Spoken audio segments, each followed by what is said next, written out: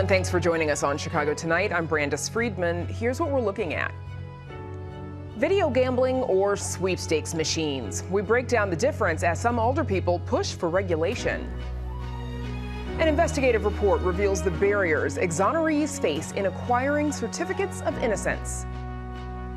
And a new biography about Chicago's own Pope Leo 1 year into his papacy. First off tonight, Illinois public health officials say a Winnebago County person is being tested for hantavirus. The Illinois Department of Public Health says the case is not related to the deadly outbreak aboard the cruise ship MV Hondius. Instead, they believe the person may have been infected with the North American strain of the virus spread through rodent droppings and is not spread from person to person. IDPH says the risk for Illinoisans is very low. The state has had 7 positive cases since 1993, with the most recent in March 2025. The city of Chicago is again in the running to host the Democratic National Convention, this time in 2028. DNC leadership and the Technical Advisory Group arrived today at the United Center for a site visit where they will assess the logistics as well as the committee's partnership with the city, community, and business leaders and, of course, quote, democratic values. The site visit is on the heels of the city hosting the most recent DNC less than 2 years ago in 2024, generating more than $371 million in economic impact. The party announced in March that the city was a finalist along with Atlanta, Boston, Denver, and Philadelphia. A $730 million budget deficit for Chicago public schools means some schools will lose staff starting this summer. Principals got a look at their annual budgets today and learned how deep the cuts could be. CPS has not provided specific numbers on the expected number of staff cuts, but will cap the number of teacher losses at 4 for elementary schools and 6 for high schools. But class size limits will not change. Funding for assistant principals at the smallest schools will also be reduced. School CEO Macklin King points to a lack of state and federal funding, but also decreasing student enrollment, down by 45,000 students since the year 2019. For more on how the Chicago Teachers Union is responding to the proposed cuts, you can visit our website. A planned phase-out of Chicago's tipped minimum wage could be delayed 2 years under a new deal. So City Council's Workforce Development Committee unanimously advanced the deal after restaurant and bar owners shared concerns over rising costs. If approved by the full council, the measure would mean that Chicago's tipped workers would not get city-ordered wage increases this year or next. A spokesperson for Mayor Brandon Johnson says he supports the plan. In March, alderpeople had voted to block the phase-out of the tipped minimum wage, but Mayor Johnson vetoed it. Full council is expected to vote on this new measure next week. Up next, Chicago lawmakers move to get rid of sweepstakes machines. We explain what those are right after this. Chicago Tonight is made possible in part by the Alexandra and John Nichols family, the Polk Brothers Foundation, and the support of these donors.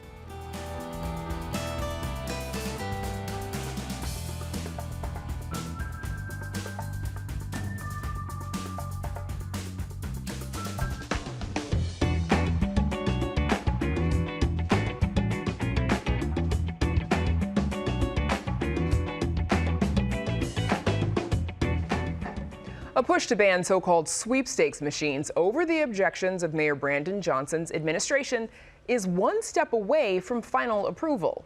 Our Heather Sharon joins us now with more. Heather, so break it down for us. First, what is the difference between trying your luck on a video poker machine and a sweepstakes machine? Well, sweepstakes machines popped up across Chicago more than a decade ago, and not just in bars or restaurants, but also in laundromats and convenience stores, gas stations. And essentially, these machines allow people to try their luck, but they don't require a payment up front, and you don't typically get cash. If you win, you get a ticket that you can redeem for merchandise or a gift card or something other than cash, usually.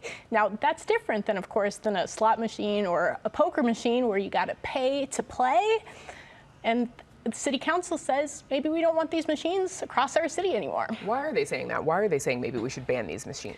Well, they have long operated in sort of a gray zone. They are not technically legal, but they are not technically illegal either. So that means that the city and the state and the county can't tax these machines. It's also increasingly problematic if Chicago is going to welcome video gaming into bars and restaurants. That means that these gray zone machines will compete against those legal machines that, oh yeah, the state and the city will be sure to get their cut of once they start popping up in bars and restaurants. And of course, they're the legal machines, the very legal machines that are coming online with the casino that's in the works. But Mayor Brandon Johnson's administration, he opposes that ban. Tell us why. Well, a lot of these sweepstake machines are on the south and the west side, which means that the businesses that rely on these machines to draw more foot traffic in could be hardest hit. And they're concerned that the city does not have the capacity to enforce this ban, with repeated violations could lead to the loss of people's business licenses. So it's not clear the city can really enforce this ban, and the mayor says they need to do an equity analysis about who it would hurt the most. Okay, so then what's next? Well, this ban is up for a vote, the full city council next week. Just 2 alder people can block that vote, so it's likely that maybe it will stretch, but we'll have to see what the fate of these machines, along with video gambling machines in Chicago in the weeks to come. Always a full slate at City Council. Indeed. Next week, it sounds like it. Heather Sharon will likely be there. Yes. Thank you, as always. Thanks, Brandis. And our thanks to Spin It Up Laundry in Irving Park for letting us stop by and get video of those machines. You can read Heather's full story on our website. It is all at WTTW.com/news.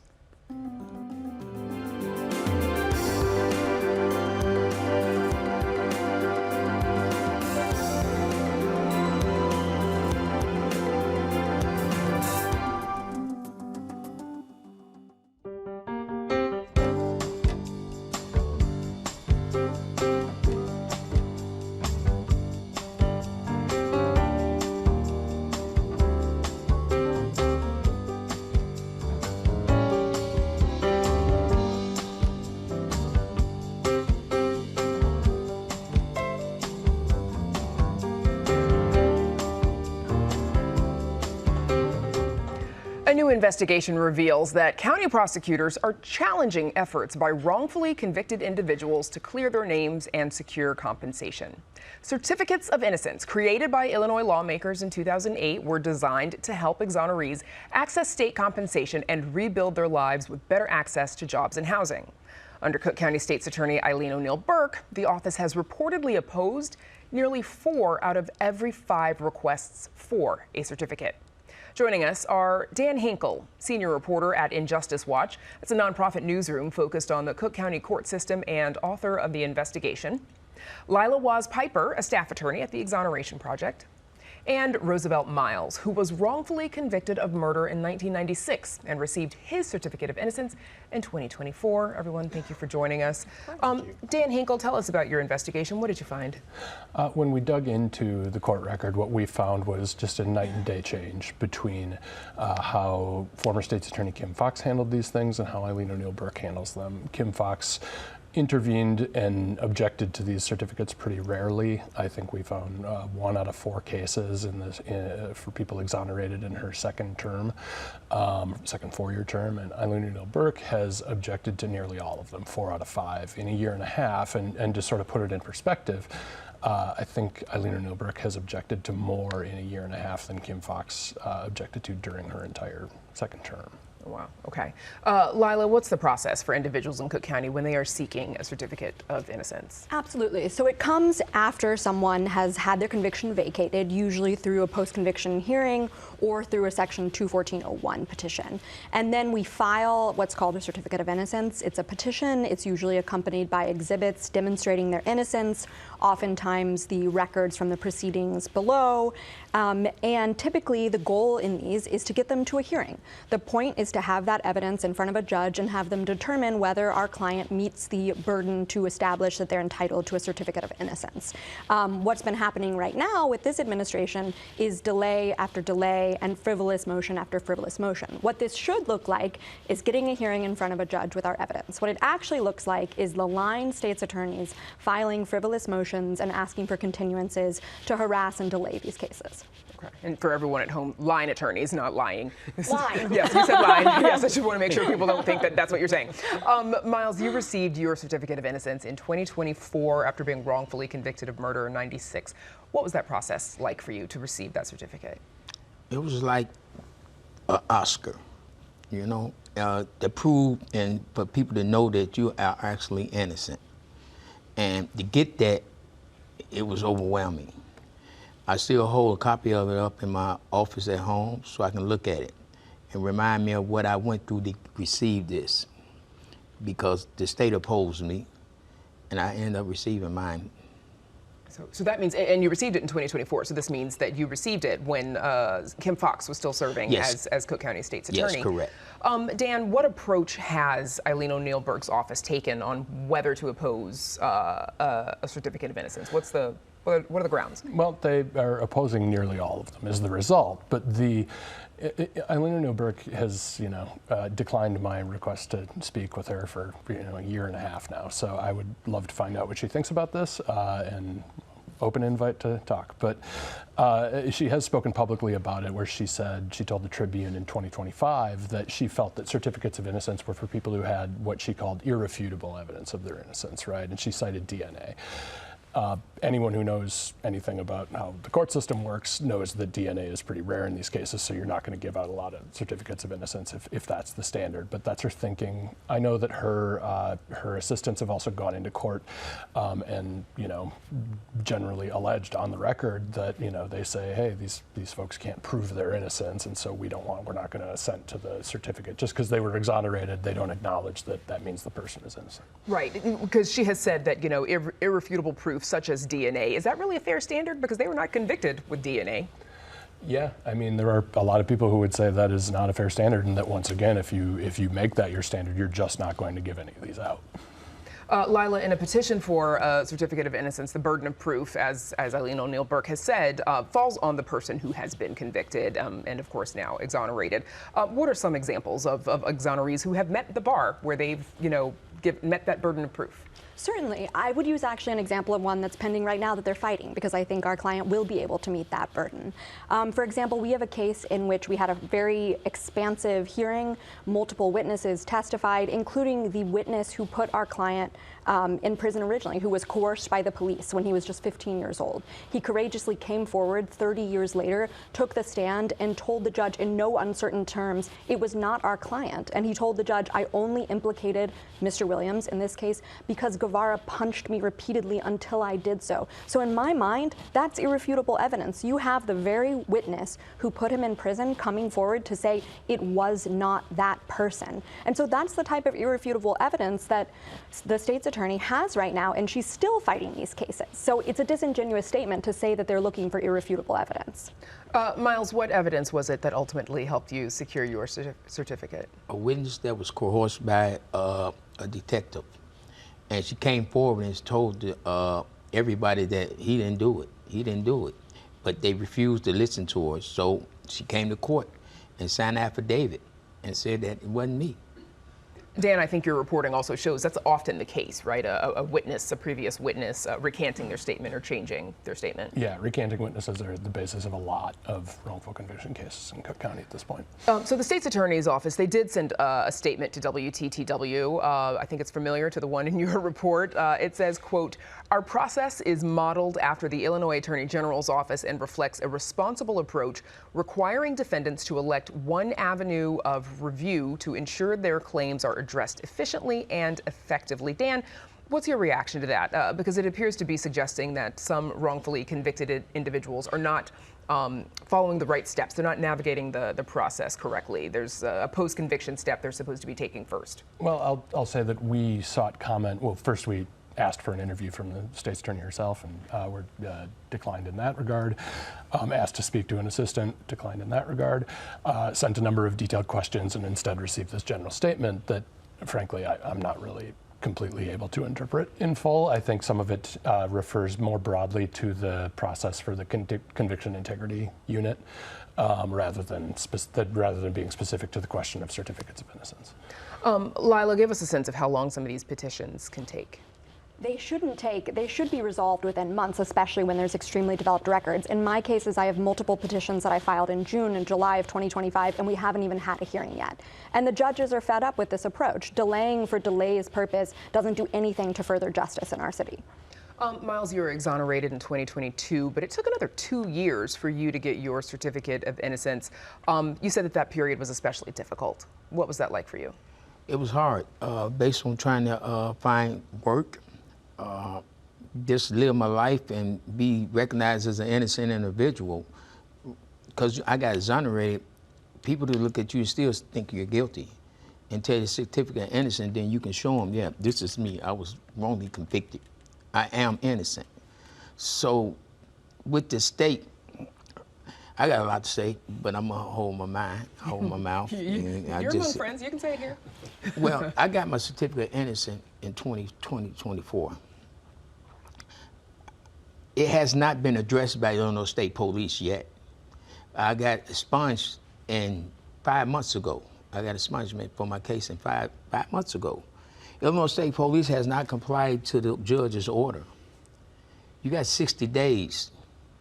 They're in contempt of court right now because they haven't complied to it. So now I sit here, exonerated, certificate of innocence, and expunged. But I still sit here with this on my record. So it's still showing up on your record. Okay, we'd love to hear from the Illinois State Police about that as well. That's something that we can work on. Dan, before we run out of time, I think about 30 seconds left. What does it mean, both materially and mentally for folks who are seeking and receive that certificate?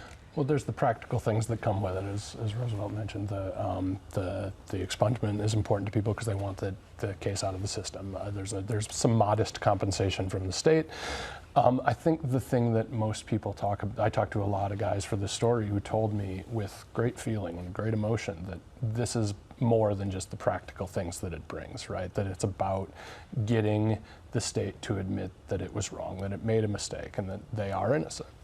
Okay, that's where we'll have to leave it. My thanks to all of you for joining us. Dan Hinkle, nice work on your reporting. Lila Waz-Piper, Roosevelt Miles, thanks everybody. Thank you very much.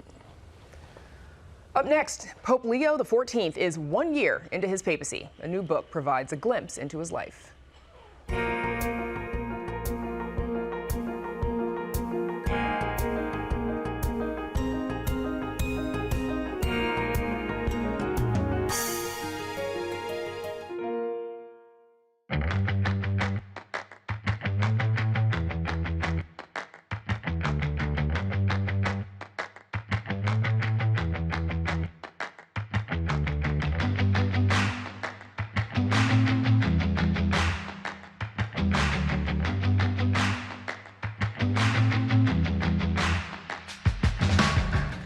It has been just over a year since white smoke billowed out of the Sistine Chapel in Vatican City announcing the election of a new pope.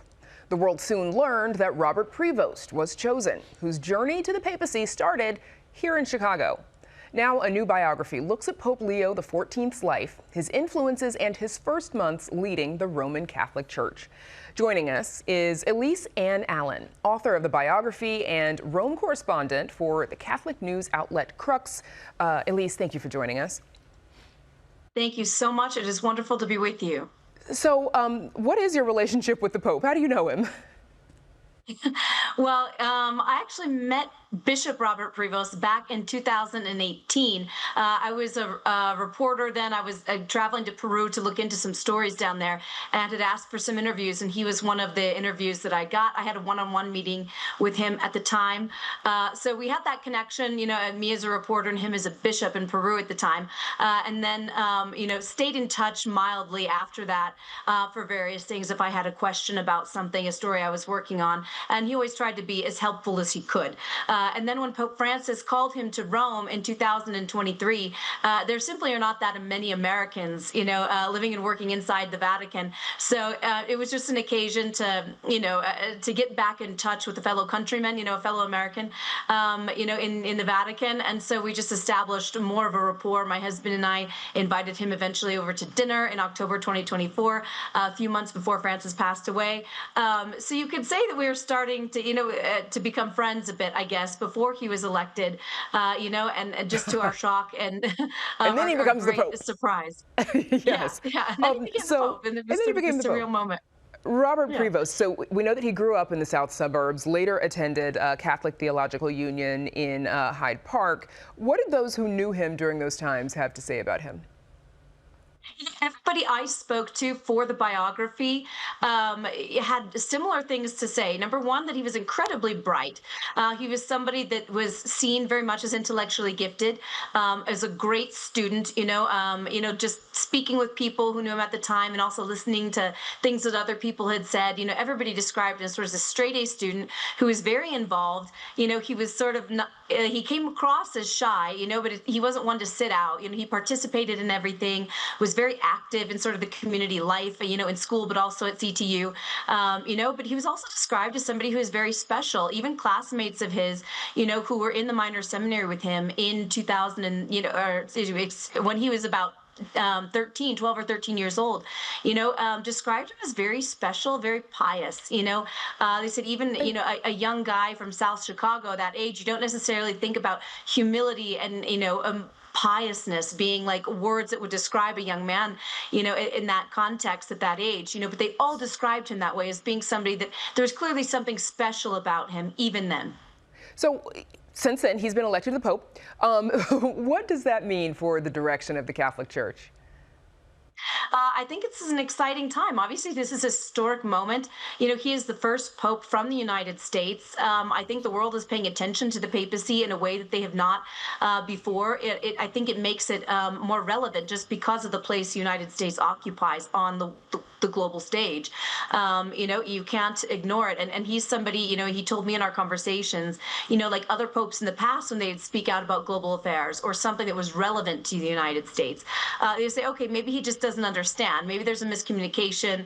He's somebody, he told me, is like, they can't say that I don't understand what I'm talking about now. So I think there's a general understanding that when he speaks out, he knows very much what he's saying. He understands the context of the United States, but not only, also of the world, because of course he spent so much time in Peru as a missionary, but also traveling the world as sort of the superior general of his religious order, the Augustinians.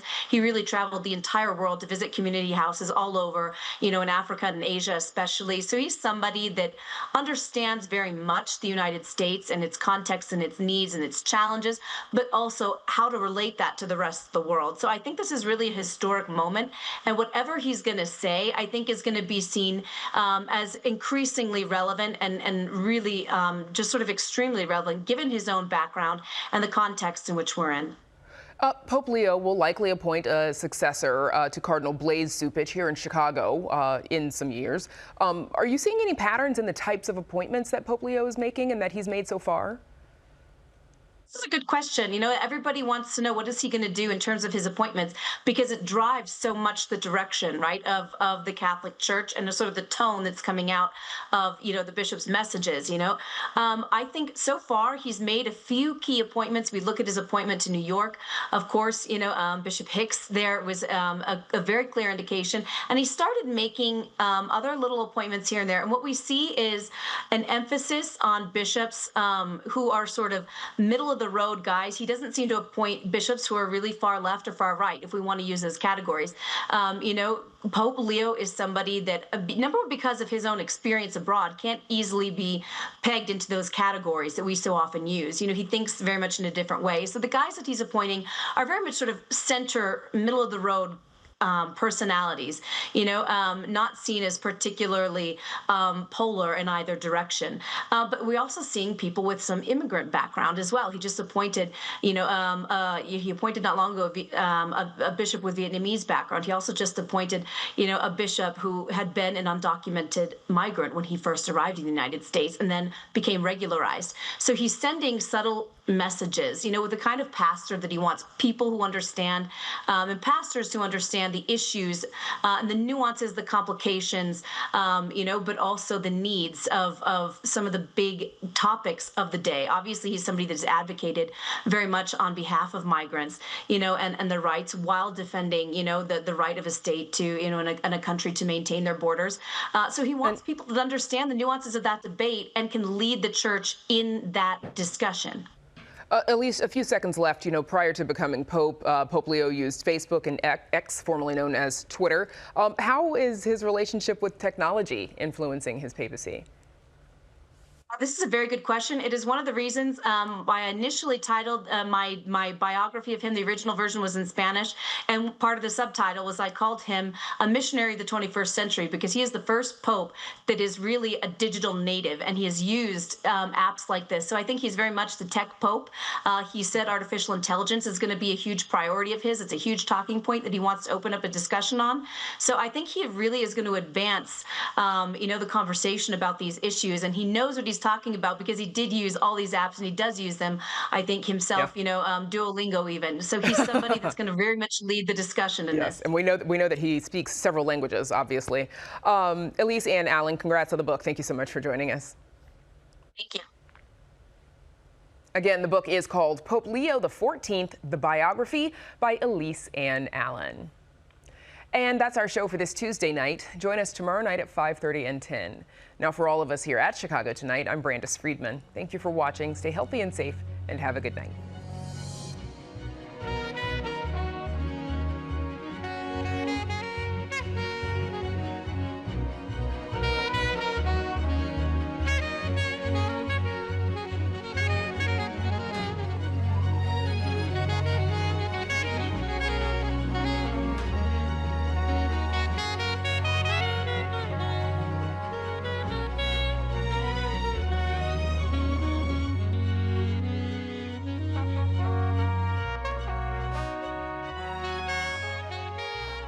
Closed captioning is made possible by Robert A. Clifford and Clifford Law Offices, a Chicago personal injury and wrongful death firm that supports educational initiatives in the legal profession.